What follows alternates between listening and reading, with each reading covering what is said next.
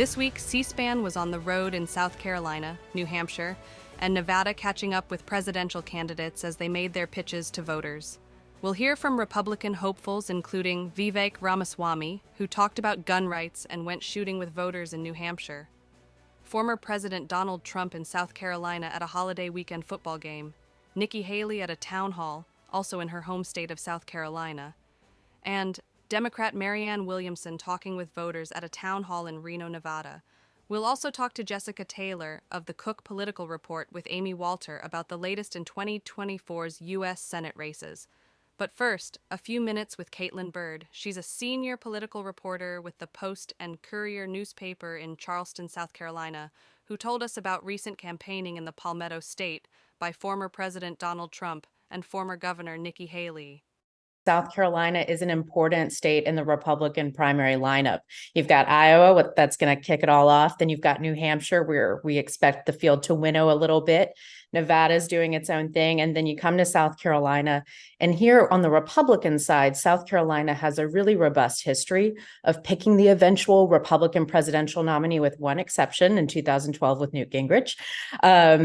But that was just that one time. So Republicans are quite proud of themselves. And Nikki Haley herself has said that she sees her path to the nomination coming down to a head-to-head here in her home state of South Carolina. And now that her former contender and fellow South Carolinian Tim Scott is out of the race, she definitely sees this as her home turf, not Trump's. So far, the latest polls haven't shown all too much movement down here for former Governor Nikki Haley. The latest ones that we've seen from Winthrop University show that Trump still holds a very strong majority here, with 52% of likely Republican primary voters. But Nikki Haley's inched up to about 17%, followed by Ron DeSantis at 12%. So she is making that movement upward, and we are seeing some serious momentum here in her home state. But again, that margin that we're seeing between Trump and the rest of the pack is just so large.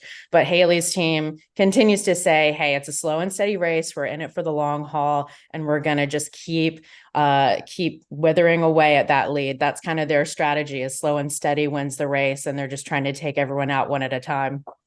What do you see their strategies, their specific strategies in South Carolina? What are they like? Well, Nikki Haley talks a lot about how this is home. I mean, she talks a lot about growing up in Bamberg, South Carolina. She leans a lot on her personal biography. But now that we've seen things taking a turn, particularly on the world stage, we're seeing her lean into more of her identity as the former UN ambassador Haley, as opposed to former Governor Haley, if that makes sense. Donald Trump has continued to come and hold very large scale events, thinking rallies, but he has incorporated some one-on-one time. I'm thinking back when he came to Summerville, South Carolina, and he actually stopped at one of his campaign offices, which is a much more intimate setting than we're used to seeing him in. Usually he really wants the big stadiums, the sold out crowds, the big numbers on the board for him. But he did take time to do that and then go to a gun store. So he is kind of starting to incorporate those more retail politics that we're used to seeing. He was handing out popcorn, for example, on Saturday at the football game. But it really was, a quick in and out for the former president. And he is really relying on that power of the incumbency, even though he's not technically an incumbent this time.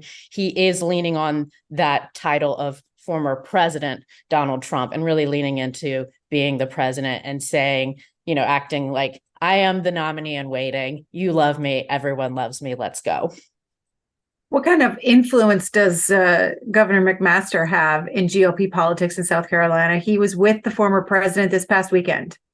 Well, Governor McMaster is a longtime Republican, and he actually used to be the state GOP chairman here, just for a bit of context. So he was actually the chairman when Tim Scott was running for county council here in the Low Country. So Henry's very influential. He's known a lot of people here through the years, but it also came as no surprise that he appeared alongside the former president at the game on Saturday, because within hours after Trump making his bid official last year, Henry McMaster was giving him his endorsement. And if we go back in time, back in 2015 and 2016, when Governor McMaster was Lieutenant Governor McMaster, he was actually one of the first statewide elected officials in the country to endorse Donald Trump, and had the pleasure of introducing him at the RNC later that year. So Henry and Donald Trump's relationship goes way back. In many ways, that appearance together on the home field was kind of a punctuation point in their relationship. And how is it that they were on the field? They literally got on the field. Henry McMaster was a really key player. And according to reporting done by my excellent colleague, Nick Reynolds, we found out that it was actually Governor McMaster who had requested this special moment at the 50-yard line for the former president and himself to stand and wave to the crowd, which my understanding is that's, a little bit in contrast from what we saw in the Iowa in-state rivalry game, that Trump was in the crowd waving, but getting that time during halftime of this major game, it did prompt a lot of cheers from the crowd, but you can hear scattered boos in the video too. So we'll have to wait and see how donors and longtime supporters of the University of South Carolina react to this, because as governor, Henry McMaster is also an honorary member, if you will, of the Board of Trustees for the University of South Carolina. It is our flagship state research university here. So I think there will be more to come on that front as we continue to see what the impact of that appearance will be. You and your colleague wrote a story earlier this year that you hadn't seen a lot of the candidates, but is that changing? It's slowly starting to pick up, but we are still in that sort of awkward season, right? Everyone just finished their Thanksgiving. Now people are starting to look ahead to Christmas. So I think we are starting to see more visitors down here in this presidential race, but I expect it'll tick up more after we get past January 15th in Iowa, because some candidates, I think, are going to make the decision about how much time do they want to spend in New Hampshire versus how early do they want to come and start spending significant time here in South Carolina before February 24th. But I will say that, for example, Florida Governor Ron DeSantis will actually be with us on Friday.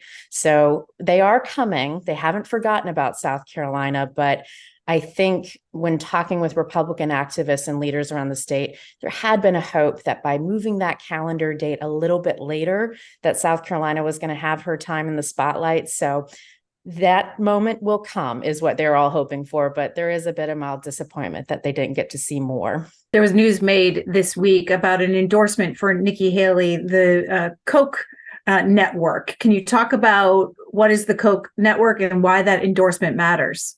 Yeah, this is a huge, huge boost for Nikki Haley. So I've heard it said many times that presidential campaigns don't end because candidates run out of energy or ideas. It's because they run out of money.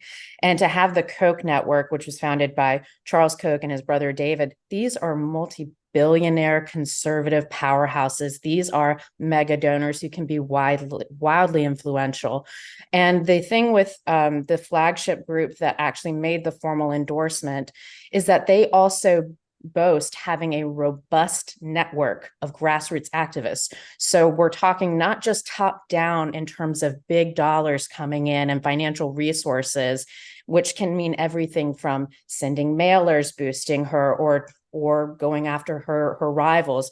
We're talking TV buys, we're talking digital contacts, we're talking phones, we're talking door knocking. So this money can really fuel things in a way that a campaign alone could not. So to have that extra injection of support, both financially and on the ground, is going to be huge. This group, Americans for Prosperity Action, has already knocked and called more than 6 million voters. And part of their strategy for helping make the case for Nikki Haley is trying to do that magic thing that is so important in every election, which is turnout.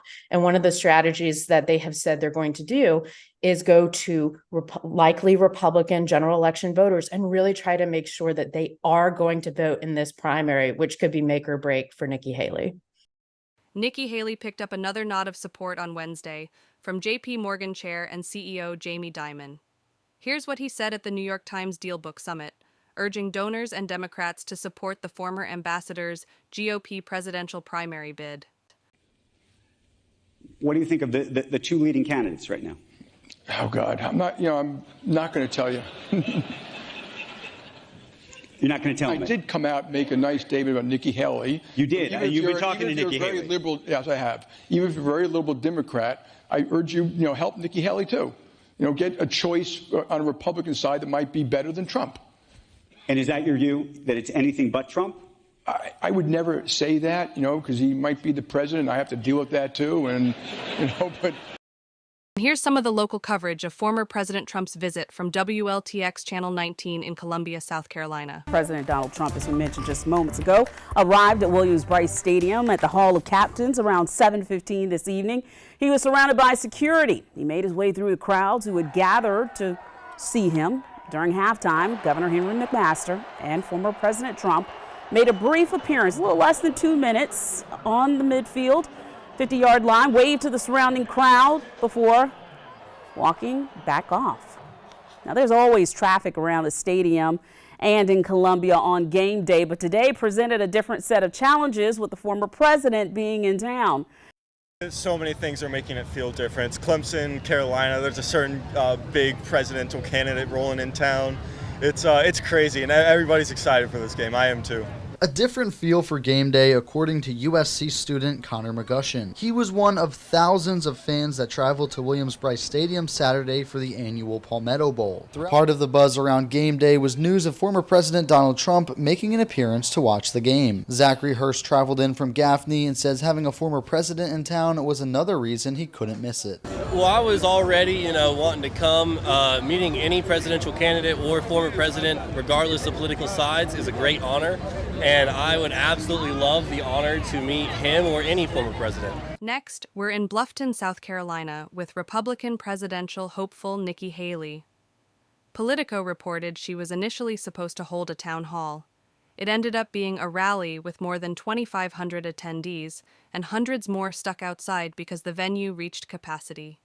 Here's part of her remarks there, where she outlined a path to victory in the GOP presidential primary. We have too much division in this country and too many threats around the world to be sitting in chaos once again.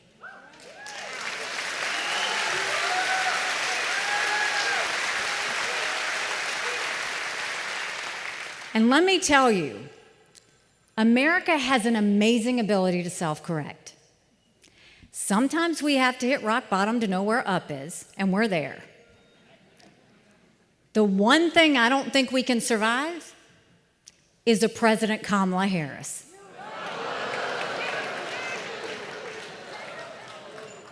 If you look at the recent polls, Donald Trump beats Biden by 3 to 4 points. I beat Biden by 10 to 13 points.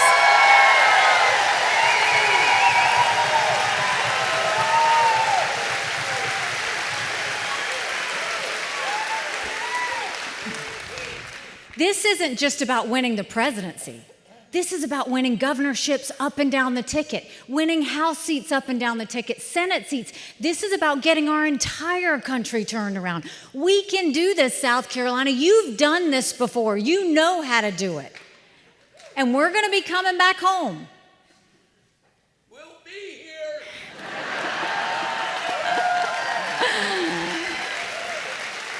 I so want to take this guy on the road with me. Get your coat, buddy, because we're going to Iowa and New Hampshire. So what's the status that we have?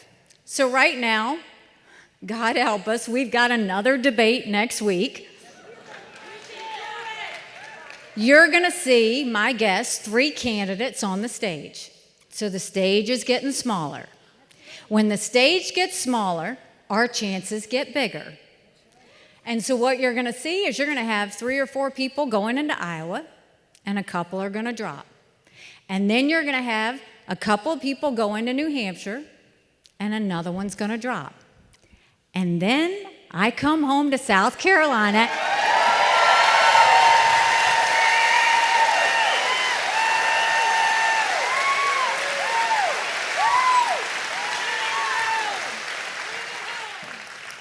We are now in 2nd place in Iowa, 2nd place in New Hampshire, and 2nd place in South Carolina.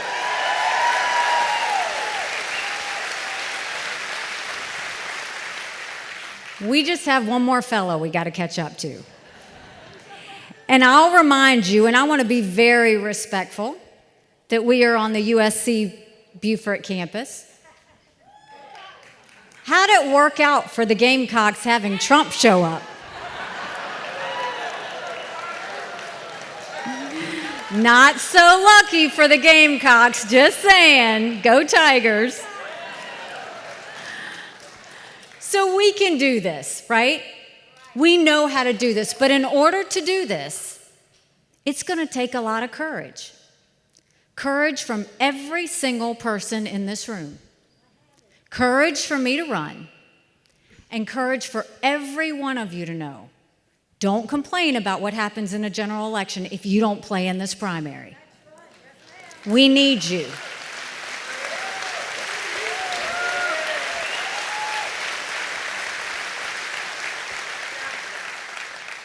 Someone asked me why I was running when I first announced.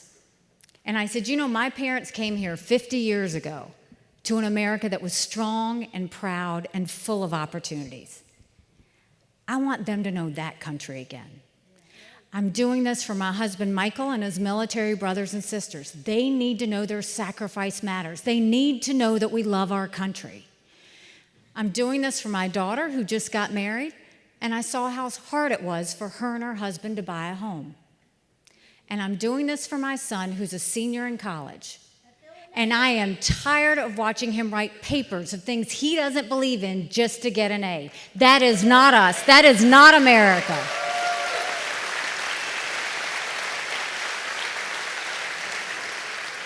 And for the first time in America, 81% of Americans don't think their kids are going to live as good of a life as we have.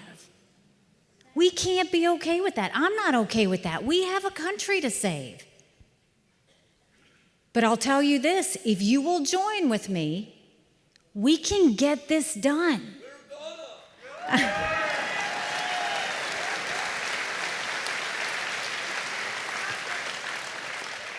Y'all have been great, but I'm going to take you back to the short history. I defeated the longest serving legislator in South Carolina. He might have been the longest living, I don't know. Longest serving legislator in South Carolina. And when I ran against him, people laughed at me. And I got to work, and I earned their support, and we won. When I ran for governor, like Tom told you, I ran against a lieutenant governor, an attorney general, a very popular congressman, and a state senator. I was Nikki who? I had 3% in the polls. I had the least amount of money. But I worked South Carolina like no one else, and we won. When I got to the United Nations, they said I didn't have enough experience. And I got to work, and I took the kick me sign off of our backs.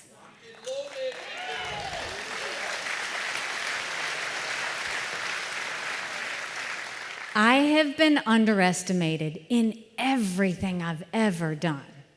And it's a blessing because it makes me scrappy. No one's going to outwork me in this race. No one's going to outsmart me in this race. And now, a look back at campaign ads of yesteryear. 2 ads from the 1980 presidential primary season that were running during this week in 1979. Gallup had just released a national poll showing Ronald Reagan solidly ahead of his Republican competitors, including former President Gerald Ford, Senators Howard Baker and Bob Dole, and former CIA Director George H.W. Bush. Here's 2 commercials from 2 of those candidates, Reagan and Bush, hitting on themes of national security and inflation. Ronald Reagan spoke out on the danger of the Soviet arms buildup long before it was fashionable. He's always advocated a strong national defense and a position of leadership for America. He has a comprehensive program to rebuild our military power. We've learned by now that it isn't weakness that keeps the peace, it's strength. Our foreign policy has been based on the fear of not being liked. Well, it's nice to be liked, but it's more important to be respected.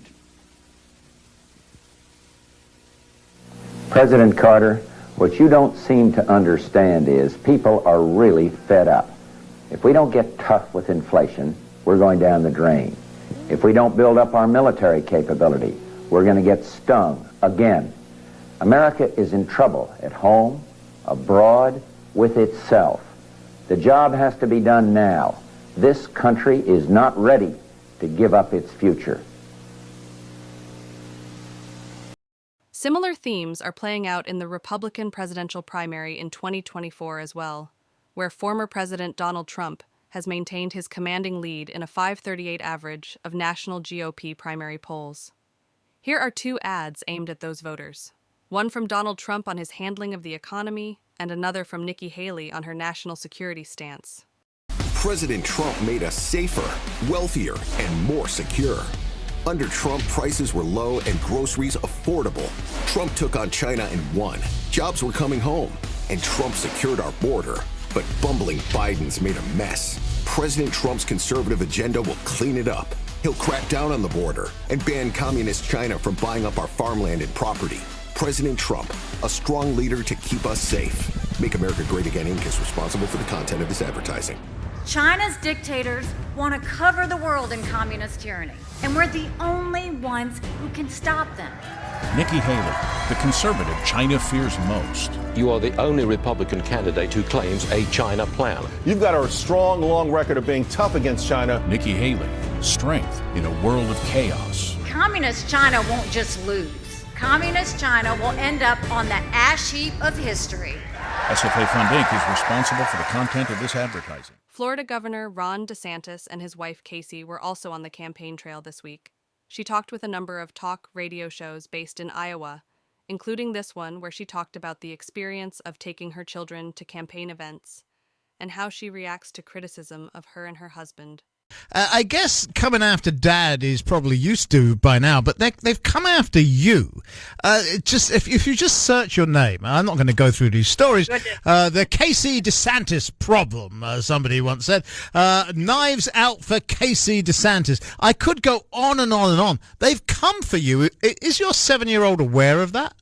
No, you know what? I mean, they're still so young. I mean, they're obviously not on electronic devices. They do not have social media. They need to be out of the house before they're ever on social media, according, to me and the better half. No, they don't. They understand that, their dad is governor, and they understand that he's running for president of the United States.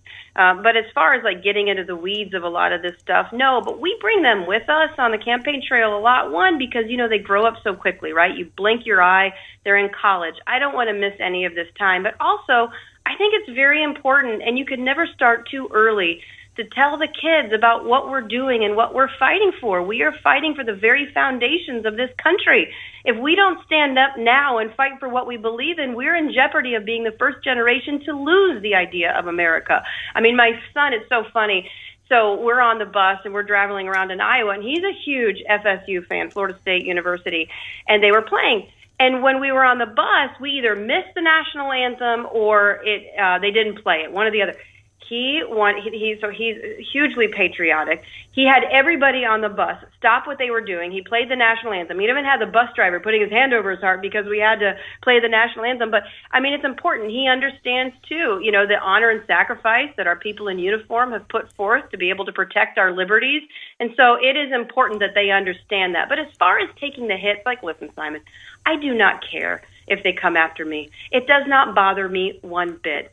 Because at the end of the day, I want to look myself in the mirror and say, did I do it right? When the good Lord gives you an opportunity to fight, to make a difference, what do you do with it? And I'll tell you, frankly, nothing can be worse than hearing the words, you have cancer. And that happened to me 2 years ago. And I was able to fight through that. So if they want to sling mud at me, go for it. It's not going to make me back down. Probably only going to make me want to work harder. All right, well, let me ask you another question, because obviously you've been next to the governor for quite a while. They keep coming after him. Does it upset you when they come after him for like personal stuff? I understand policy stuff. Oh, he's totally wrong about this particular policy, but then it's the personal stuff they try and unpack, and they don't care if they make it up. If it's true, they don't care. If someone was doing that to my wife, I'd be fuming. How do you deal with that? Well, the governor can roll out of bed and he gets attacked no matter what he does. And, listen, at the end of the day, if they have the merits of their case, they would want to litigate that. But they don't. They call names and they try to say things and they try to distract. And, they don't have the argument on their side. I mean, listen, they can look to the state of Florida and they can see that he led boldly. He never backed down when he was given the opportunity. And let me tell you this. People were telling him when he won that first election in 2018 by 32,000 votes in a state of 22 million people, hey, you better not rock the boat. You better just, bide your time because this is a swing state, typically determined by hanging chads. And he rejected that. He went out and did what he thought was right, protected parents' rights. He stood up for the innocence of our kid. He had law enforcement's back, and he ended up winning by the largest margin by any Republican governor in the history of the state of Florida. And I think that shows you can bring people together, and that bold policies, not pale pastels, as Reagan would say, that leads to success. And so, yeah, I think people are going to throw shade your direction. We both reject that, and I think it goes back to, at the end of the day, do you sit on the sidelines? Do you complain? Do you just look for a different path forward that might be more politically advantageous in the moment? No, you stand up for what you believe in, and ultimately you do what's right. And who cares what people say about you? Next, we're on to the Granite State Indoor Shooting Range in Hudson, New Hampshire. That's where Republican presidential hopeful Vivek Ramaswamy and his wife Apoorva met with voters and shot both pistols and long guns.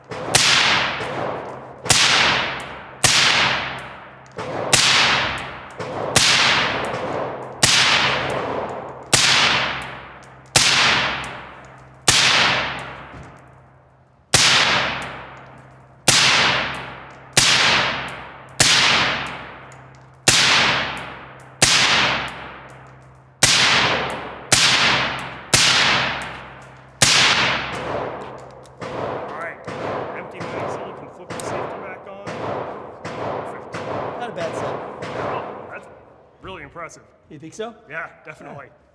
See, I aiming low every time. It's pretty good. That's all right. So there's obviously a little difference between where the optic is and the barrel is. Yeah, totally. Yeah, you're gonna. You gotta adjust to that. Yeah. Yeah, exactly. You go one more round. Yeah. Another. Try it. Wow. Yeah, it's pretty good stuff. You want to try it? Yeah. Sure. All right. You go first. You want to? Right. Did you shoot that AR? It's the same thing. Does she have one more? Do we have one more for her?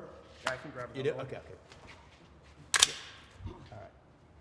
Safe right now? Yep. Still unsafe. So you put the safety down.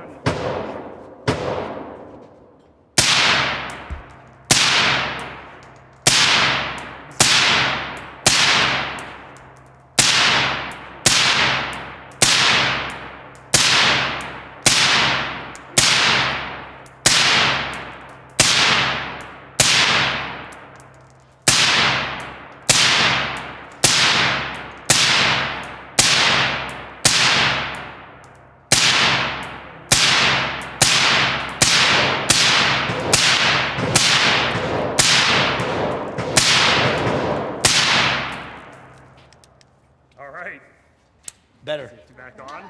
Nice shooting. Thanks. Perfect. Feel pretty good grab about that. Another. Standard Hey. distance. She's competitive. She's a champ. Yep. So we have another mag. Another mag's getting loaded up. We're gonna bring it up. You want to do the pistol first? What's that? You want to do the pistol? Absolutely. But we got our competitive champ here. You want to go for a round? Sure. I got my rose. Yeah. 10 rounds in it. All the points, but. You have your gun? Huh?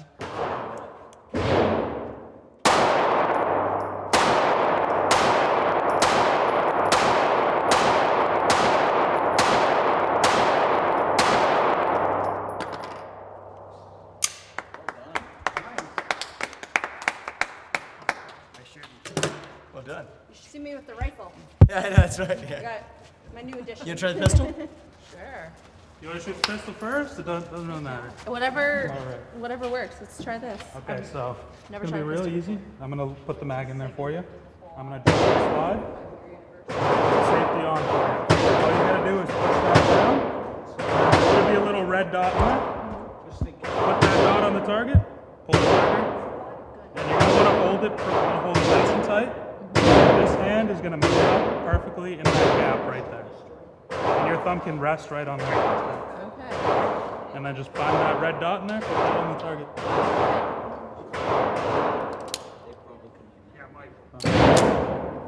Okay, safety's on. Whenever you're ready, just push that down. Okay. Keep the muzzle down range 100% of the time. Never turn around with it. Yep, so just like that. So you can, whenever you're ready, take that safety off. Yeah, and hold it nice and tight, nice and tight. Okay. Just put that dot in there. Did I hit like the top thing over there? Yes.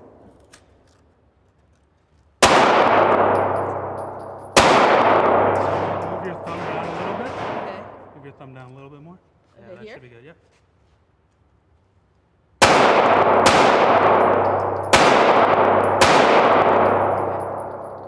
Yep, safety on. Put it right on the table. Thanks. Awesome.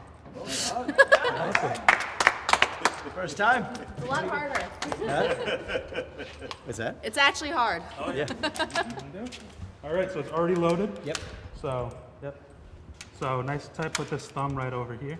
So you're What's gonna that? wanna hold it thumb over thumb. So move your thumb right behind it over there. Right there? Yep. And so safety's on whenever you're ready. Just pop the safety off with your thumb. Safety's on, right? Yep. So whenever you're ready, pop that down and off. So right. So I'm gonna take it off for you. All right. That's the safety, got it. Yep. So now just put the dot in there. Put that right on the target. Hold it nice and tight.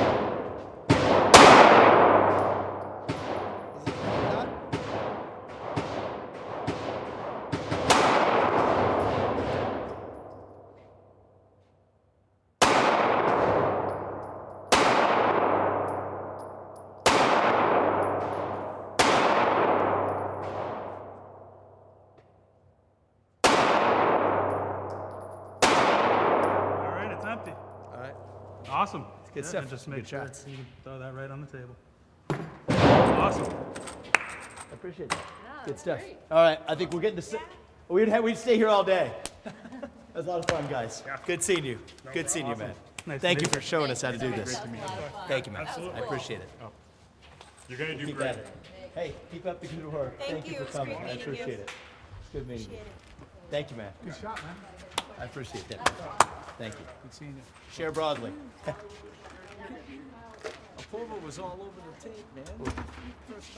Take it off. Oh my God, I'm so glad. Yeah, you guys are.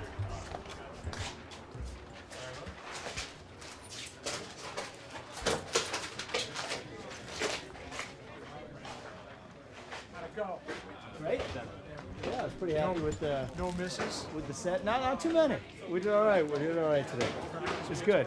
It's good. Exactly. Exactly. How you doing, man? Good, I'm Mike. It's good to see you. Thank you so much for your commitment. Thank you. We're not going to stop till we get the job done. Haven't heard anybody talk anywhere close to what you do. Thank you. Thank you. Sharpie. I believe God put each of us here for a purpose, right? So we're going to do ours. Thank you That's what I very believe much. in. We're not going to stop till we get this job done. Love to have you. Nice to meet you, man. Thank you. Thanks for Can we get you to sign this? Oh, yeah, absolutely. And if you can too. And I'll hold this up. Thank Can you. we take a picture down by the new display Let's case? do it. Let's do it. Yep. Good shooting. Love it. Nice. Should we take a little Take them over by the take a little picture? All right. Yeah, that was fun. You got Emily in there too. Come on. Not bad, babe. That's cool. Thanks, man. Where at? Down here. Down here. Let's do it, guys.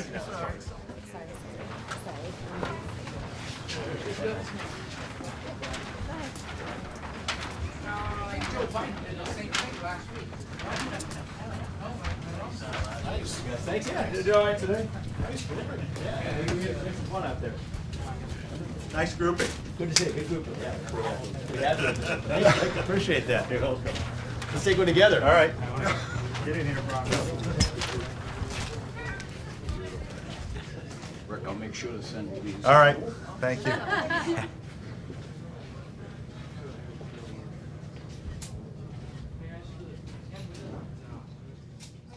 So this is your Pretty happy? Yeah. Control, right? I was pretty exactly. Very controlled. Yeah, control. I like that. That's what I mean when I say it. Yeah. That is An A grouping. Yeah, I appreciate that, guys. Yeah, thank you. It's good. I have a driver's license in Massachusetts. I have 9 carry permits from other states, and I still can't make it out of New England without going through someplace else. I like that. Well, it's crazy. It's New Jersey or whatever else is the kind of nonsense they have. It's sort of that you have a bunch of different, this kind of. Hundreds of dollars to. Yeah, I mean, I think constitutional carry law to land. It's not that complicated. Yeah. ATF is a big part of the problem, but that's on my list of shutdowns. And then move the, basic background checks to the U.S. Marshals. We can get that job done, right? It hasn't been corrupted in the same way. Appreciate you coming out today, man. Thank you. Thank you, guys. I appreciate it. It's good to be here, guys. Thank you. Thank you, man. Proud of you. Appreciate it. Where do you live again? I actually live in Miami, but my dad's the owner. Visiting so your parents? yeah, visiting for Thanksgiving. Oh, good. Yeah. Keep up the good work, man. Yeah. Proud of your dad, and we had a great time, guys. Thank you very much. Nice meeting you. Thanks again, Great Ray. meeting you. I Thanks for appreciate coming it. by. Thanks, Good guys. luck. It was an honor. Thank you. It was an honor, guys. Thank you. Thanks for taking care of us, Franco. And what's your name again, man? Forrest. I appreciate you guys. Thank you. We'll come back sometime. That's That's what I would be into. We've done that before. That's fun. They teach kids that in the I do. schools these days too. Oh, you do? Oh, good. It's a good. The amount of strength it takes. Do some in mass, we'll get a I'd whole love that. group together for you to talk. I would love that, actually. I would love that. We've done it before. We have a good time with it. Take care. Take care now. Can we take us home? Yeah. My Thank you. husband's gonna be Thank so you. jealous. Thank you. You outrated. I hope you win. I'm praying you Thank win. you. Tell Good them I luck said to you. hello. All I right, appreciate will. it. Pray for Thank us. you. I appreciate it. Thank you, guys. Now, onto the Democratic presidential race. Vice President Kamala Harris was also at the New York Times Dealbook Summit this week, where she was in conversation with columnist Andrew Ross Sorkin. You can look at where we are in the economy today and take credit for the following things, I think, or you would like to think. Near record low unemployment, near record high housing prices. Oil prices are coming down. The rate of inflation is slowing. Near record stock prices are actually quite high. Passed the CHIPS Act. All of these things.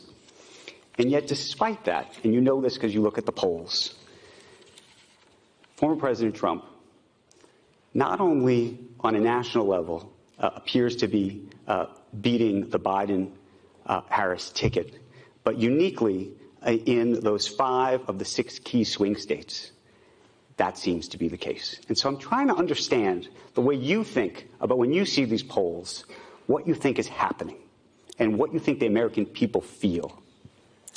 Well, it's good to be with you, Andrew. Good to see everyone. So most of the setup of that question related to the economy, so we can discuss that first. But there are many factors that the American people consider during election cycles, and the midterms, and then recently in Ohio and Virginia proved that point.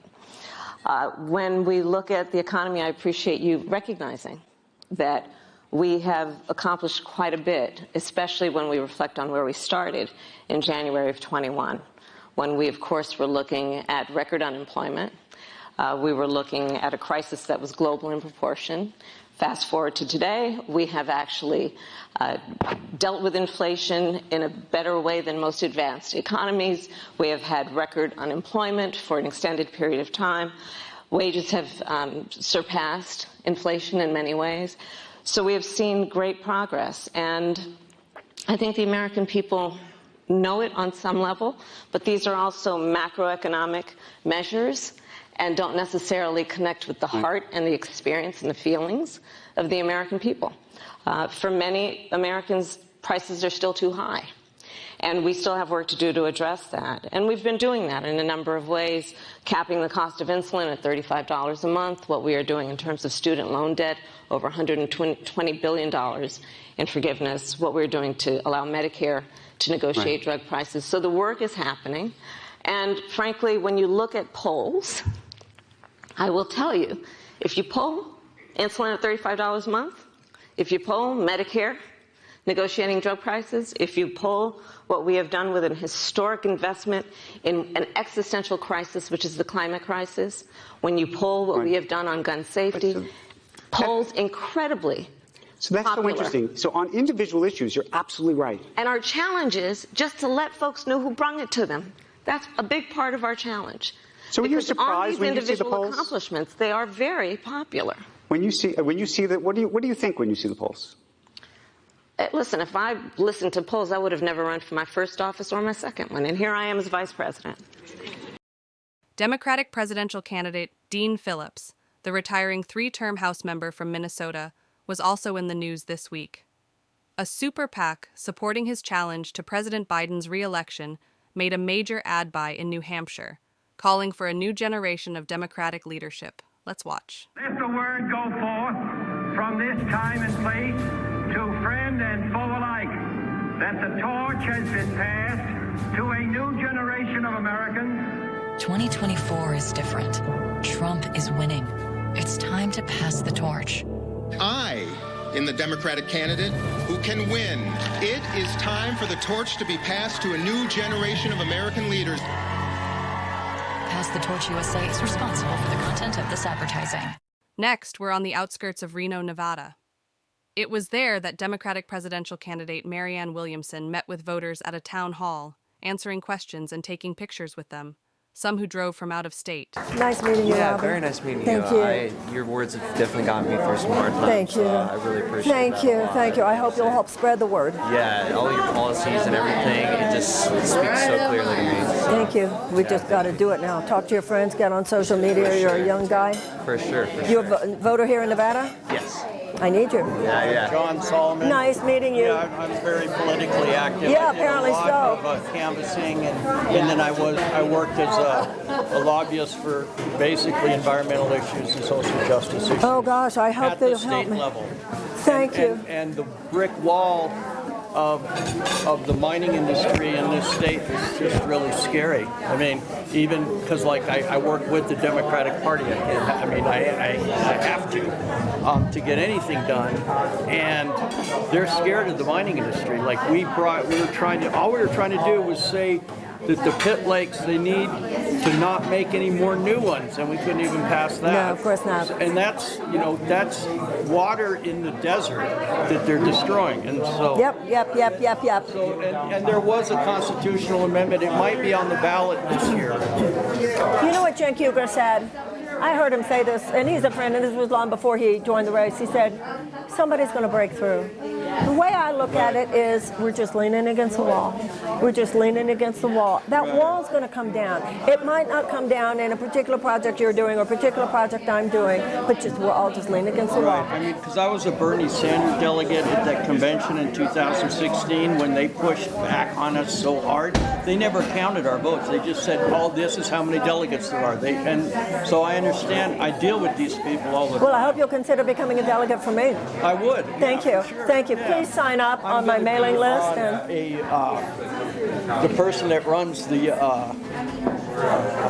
whatever they're called. They're not caucuses anymore. Yeah, the delegate selection. I'll be on that. I'll be working with that for sure. Great. Yeah. Okay, no, you want to give me your card? Because I'll have somebody specifically reach out to you. I don't have a card, but I can give. You know what? Write to me at Maryann at Maryann2024.com. I will. What is your name? John Solomon. Okay. Put on in big letters on a subject line, Nevada, John Solomon. Right. I'll remember you. Delegates. Yeah. Selection. Thank you. Need that. Okay. Thank you. Hello. She was going to take a picture for me. I just moved here from Chicago, and I'm registered here now. You're registered here. You know what? I'm so if you were glad I was registered in able to make Chicago. it. Let me ask you, though, because I need a lot of help in Illinois. Do you have I'm any? registered here Oh, I now. know that. I know. Yeah, I heard you. Do you have friends or family that you know support me in Illinois? Really?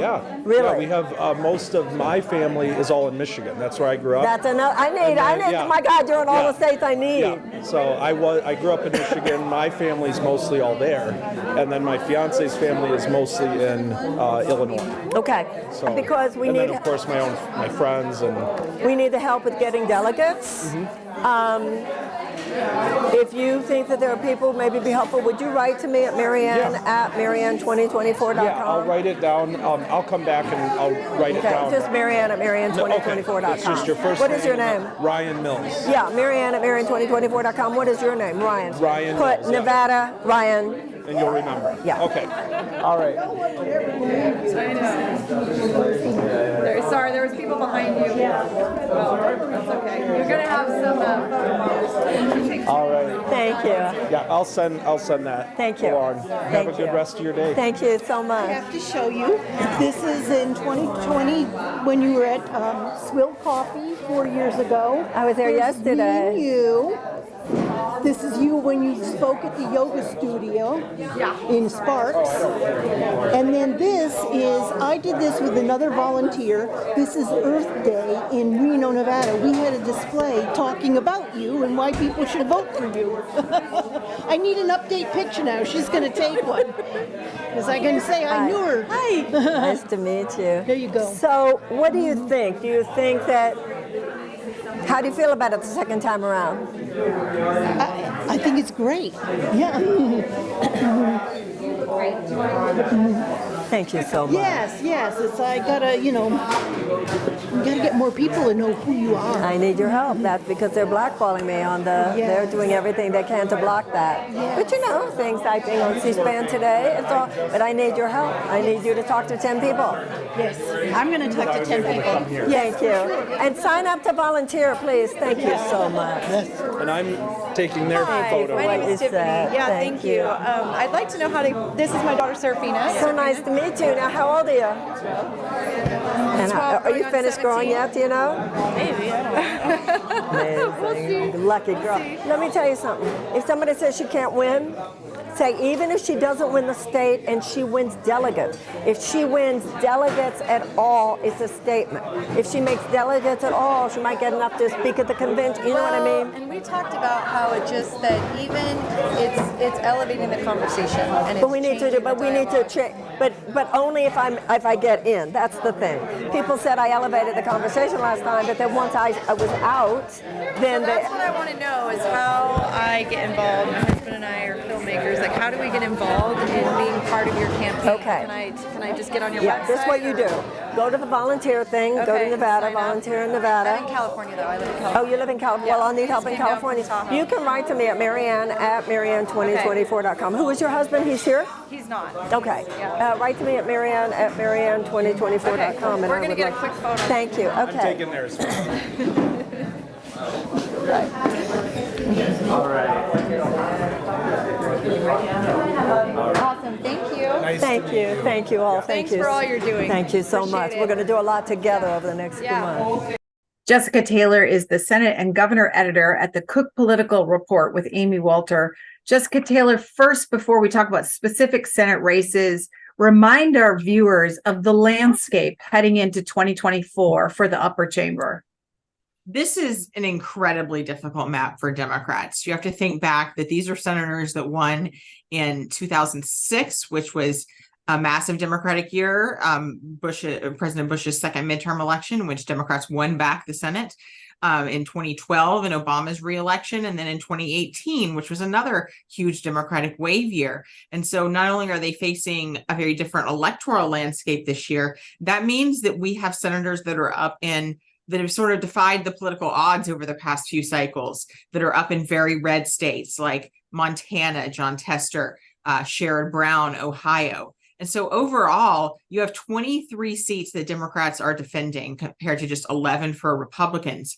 But you have not only those two seats that, in Montana that Trump won by 16 and Ohio that Trump won by 8 points twice, but you have other states that Trump carried in 2016, Biden carried in 2020, like Pennsylvania, Michigan, Wisconsin. And then you have another state, Nevada, that's also very competitive. And so it's just an incredibly difficult map where Democrats are essentially entirely on defense and the margin for error is very small, non-existent really, because at this juncture, we now know that Joe Manchin of West Virginia is not running again. He faced an incredibly uphill task, even if he was running, and that's a seat that has been ceded to Republicans now. When Manchin announced, we moved that into the solid Republican category. So that's really a surefire pickup. So now, even if Republicans only flip that seat and they win the White House, they will have won the Senate. It will be a 50-50 tie. But if Democrats are able to hold on to the White House, then they have to hold on to essentially all of their incumbents now. Which races in particular? I mean, you mentioned some, but has anything changed recently? Where are you watching intently? This week, we are changing one race rating, and that is we are moving John Tester, who now with Manchin out of the picture, is the Democrat running in the toughest seat on paper, who, again, has won 3 times against some weaker Republican candidates. Tester is probably, though, the strongest incumbent that Democrats have. His approval ratings are still in 60%. And there is sort of a looming, Republican primary there that could be very consequential. And, we have to look back to 2022 when we think of these, because Republicans lost some very winnable races because of weak controversial candidates. And there is the potential that this could happen again. And so I think that's why Republicans that I've talked to, there is sort of a cautious optimism, I think, given the friendliness of the map, but they also know that there is a real potential to sort of fritter away what should be a golden opportunity. And for Democrats, they've essentially got to pitch a perfect game again. They did that in 2022. Can you do it twice, though, is the question. So I think Jon Tester, when we put out our initial ratings, again, just because of where his approval was, we kept him and leaned Democrat, but I think at this juncture, Manchin's departure puts the onus even more so on the fact that they must keep this seat. Now, national Republicans have gotten behind Tim Sheehy, a wealthy businessman and former Navy SEAL, a Purple Heart recipient, in this contest. But there also is a probable primary looming with Congressman Matt Rosendale, who lost in 2018 to Tester, and his polling has shown would be a much weaker nominee. Now, Sheehy is unknown in the state, but has been spending a lot on ads. So he's raising his name ID. There are 2 polls from friendlier organizations backing Sheehy that have shown him in the lead. Rosendale has struggled to raise money in the past, does not have a lot of money in his current House account. So I think that's giving Republicans some optimism. And that is one reason that it looks like Sheehy is pulling ahead, at least, or has a very good chance in this primary. But so we are moving this race to toss up. But I think if it were Rosendale that's the nominee, that would cause us to reconsider our rating once again. Talk about Pennsylvania. You mentioned the 2022 cycle. What's happening in Pennsylvania this time around? I mean, this was the Republican held seat that Democrats were able to flip. It was an open seat then. It's much more difficult, though, because you are running against an incumbent, Bob Casey, whose father was governor, a well-known politician in the state. But the Republicans believe he has some weaknesses that, sort of is the Casey name as golden as it once was there in the Keystone State. And this, I talked about the potential for Republican primaries damaging them. This is a place where they look to avoid one. David McCormick, who ran in 2022, was a former worked in the Bush Treasury Department, venture capitalist, hedge fund executive, very wealthy. He finished just about 900 votes behind Dr. Oz in that primary. And I think Republicans and Democrats agree would have been a stronger nominee, and that race against John Fetterman could have looked very different. He is running again this time with the promise to put millions of his own money in the race. And there really isn't a primary. He's sort of the anointed candidate with the state's establishment and DC establishment behind him. So this is really going to be, I think, a really high spending affair, a very top race. And of course, we know that it's a presidential battleground as well. But Republicans are optimistic that actually McCormick might have the ability to run ahead of where Trump's margins might be weaker, particularly in the Philadelphia suburbs. How is it looking in Ohio for incumbent Sherrod Brown? I actually think Brown might be the most vulnerable incumbent. Again, on paper, it should be Jon Tester, but I think that Ohio, you have that state, used to be the perpetual battleground state, as went Ohio, as went the nation. But now you have Trump that has won it by 8 points in both 2016 and in 2020. Now, Brown is a political survivor. He sort of has this populist bent to him that has been very well received there. And of course, we also look at how the issue of abortion is played there with issue 1, with them solidifying abortion in the state, protecting abortion rights. Democrats see that as a harbinger in their favor, but I also think that's a referendum they probably would have rather have had on the ballot in 2024 as well. Now, this is a place where there is a primary and it could get messy, but Republicans actually are happy with any of the candidates, they say. So there's 3 leading candidates, but I think one has a more difficult task. State Senator Matt Dolan, who ran last time, he's more of the moderate in the field, has been a critic of Trump. Secretary of State Frank LaRose is currently leading in polling. Now, this is a very early March primary, so we'll know who is here pretty soon. But he is not as wealthy as the other two candidates. So where his money comes from, we will have to see. And then you have wealthy businessman Bernie Moreno. Now, Trump has not endorsed in this primary. He's hinted that if he does endorse someone, it would probably be Moreno. So that could really change the dynamic here.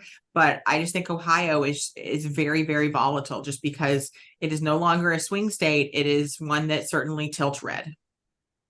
And West Virginia, you mentioned it at the top. Well, who's running in that state? Who are the candidates? Well, we don't know for Democrats yet, and I think whoever it is will sort of be a sacrificial lamb. I don't think you'll see a strong Democratic challenger because really Joe Manchin was the West Virginia Democratic Party, and there is no bench. The front runner in that primary has been Governor Jim Justice, who's term limited this cycle, very popular, wealthy coal magnates, but there's questions about his business finances and money that he owes and different things too. But you've already had McConnell and national Republicans get behind him. I think this primary was going to be more consequential if he was running up against Manchin, but I think now this takes less pressure off of it. So the Club for Growth has gotten behind Congressman Alex Mooney. They're starting to really spend heavily in there. Remember that Justice was first elected as governor in West Virginia as a Democrat and then switched parties at a Trump rally. So there is some conservative distrust a little bit of there, although Trump has endorsed Justice. And I think that matters, especially in a state like West Virginia. So I think Justice is still the odds-on favorite, but this is a primary that still could be interesting. But I think the importance of it, Republicans aren't as worried about it because essentially whoever wins that nomination is going to be the very clear frontrunner to be the next senator from West Virginia. What are Republicans' chances in Arizona? Arizona is my asterisk race because I think it is just so interesting. While we got answers about what Joe Manchin was going to be doing, we still don't know what Kyrsten Sinema is going to be doing. That was his sort of other partner in crime in the Senate of this sort of centrist caucus. And of course, she actually left the Democratic Party a year ago, to become an independent. So she faces a really daunting race of running by yourself. Will she have party support? There's a question of what would Democrats do because she was going to lose in a primary to Congressman Ruben Gallego, who is the clear frontrunner for the Democratic nomination. And then you have Republican Carrie Lake that is the clear frontrunner in the Republican path there. She ran for governor last time, lost, although she has disputed that. She's an election conspiracy theorist, has been a very vocal Trump ally. I think that Republicans... But because it's a three-way race, anything can happen. If Sinema runs, her path is just so narrow because she has to win over a large majority of independents. And actually, polls show her taking more from Republicans and from Lake than she does from Democrats. So if Sinema does run, she could pull off some of those moderate John McCain type Republicans from Lake that she has, I think, sort of ostracized in a way, at least in her first campaign. Now, there are indications she's trying to run a more disciplined campaign, stay more on message. But even when I talk with Republicans about that, there's sort of a wary skepticism there that can she really do that in a way? So this race is hard to handicap until we know, is it going to be a two-way race or is it going to be a three-way race? Either way, it's very competitive. So it's one that we have rated in the toss-up column. A reminder, this program and all of C-SPAN's campaign 2024 coverage can be found online at cspan.org/campaign.